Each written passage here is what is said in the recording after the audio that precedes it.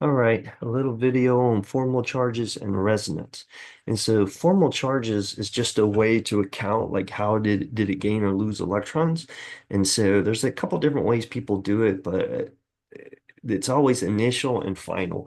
And we structure it like this because if it gains electrons and becomes more negative, we want that formal charge to show that. And if it loses electrons, so it should be positive.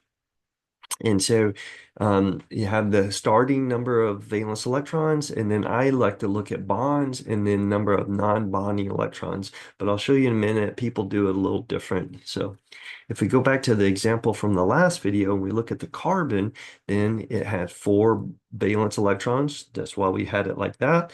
And now it has four bonds and no lone pairs. So completely cancels, we can see it's neutral.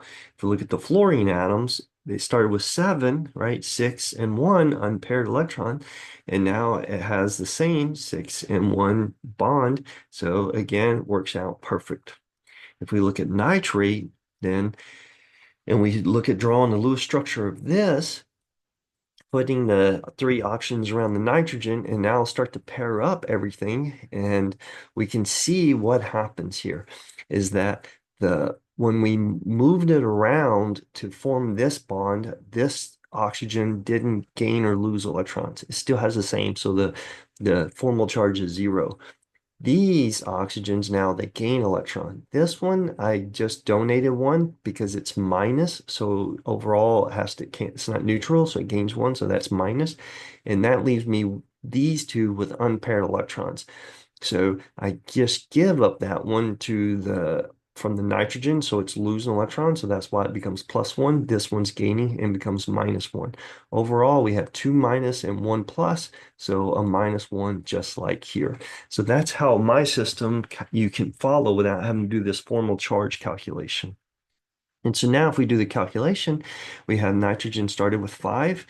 It has four bonds to it, so plus one. If we look at the oxygen with the two double bond, with and we can see six minus two and four lone pairs left behind.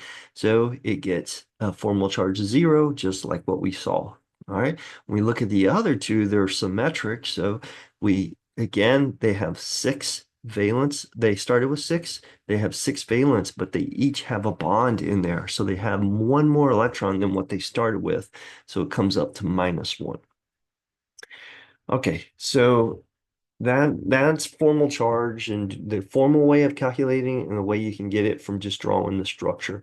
I, for me, I just work it out. If I'm given one, I would just redraw it because I find that quicker and easier than having to do that calculation, but really whatever works for you. All right, so now when we go back to that nitrate, something special happened. When we started with it like this in the structural arrangement and form all the single bonds, then we added a double bond, all right? And so we came up with this answer, but we could have equally added the double bond here or the double bond here. And that is what we call resonance. And so what we would often do is draw in an arrow to kind of show that it has both those cases. All right. So all these cases kind of super exist. So, and that presence of resonance is what gives polyatomic ions their stability. So if you want to practice looking at resonance, go look at those. It's not all of them, or all of them are, but it's not the only ones that give us resonance for it. And so, um, so super simple to notice. A lot of compounds, though, they don't have those.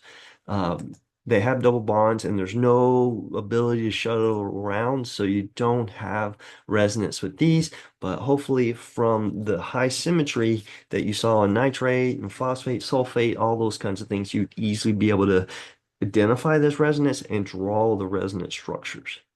All right, that is it.